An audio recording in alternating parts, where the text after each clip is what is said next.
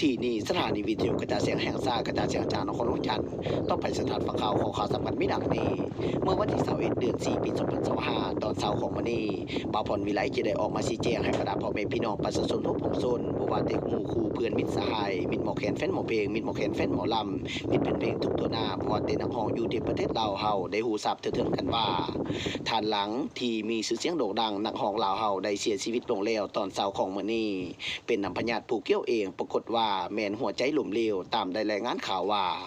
ทั้งยังใดก็ขอความเศร้าสลดใจนำครอบครัวผู้เกี่ยวบ่ว่าแต่ญาติพี่น้องหรือเป็นลูกๆหลานๆของผู้เกี่ยวขอความเศร้าสลดใจน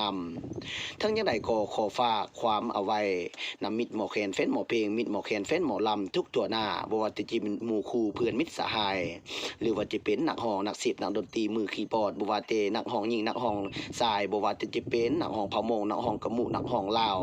ขอให้สู้สนต่อไปบ่ต้องหวั่นไหวผู้หายจากก็หายจากสาบสูญไปแล้วก็บ่เป็นหยังเฮ็ดแนวใดมันสิดังเฮ็ดแนวใดมันสิแฮงอยู่ที่ประเทศลาวเฮาพากันสู้สนต่อไปบ่ต้องหวั่นไหวความเจ็บความตายแขนคอทุกบัดอย่างเว้นจากภัยบ่ได้บ่ตายมื้อนี้ก็ตายมื้อหน้าบ่ตายมื้อหน้าก็ตายมื้ออื่นมื้อฮือบ่ตายปีนี้ก็ตายปีหน้าเว้นจากภัยบ่ได้ความเจ็บความตายทั้งจะได้ก็สู้สนต่อไปมิตรหมอแคนแฟนหมอเพลงนักร้องนักศิลป์นักดนตรีหมอลำอยู่ที่ประเทศลาวเฮาบ่ต้องหวั่นไหวบ่ต้องท้อถอยสู้สนต่อไปให้เป็นแบบอย่างผู้เกิดมาใหญ่รุ่นบ่ว่าแต่ศิลปะศิลปินบ่ว่าแต่ผู้เป็นผู้เล็กเด็กน้อยลูกๆหลานๆผู้เกิดมาใหญ่รุ่นให้ได้สืบทอดต่อสู่สนต่อไปบ่ให้เสียขีดของประเพณีของอยู่ที่ประเทศลาวเฮาเฮ็ดอันใดมันสิเฮงเฮ็ดอันใดมันสิปังเฮ็ดอันใดมันสิเสียงดังๆพี่น้องประชาชนอยู่ที่ประเทศลาวเฮานักร้องแต่ละท่านทุกๆท่านบ่ต้องหวั่นไหวให้สู่สนต่อไปอย่างต่อเนื่อง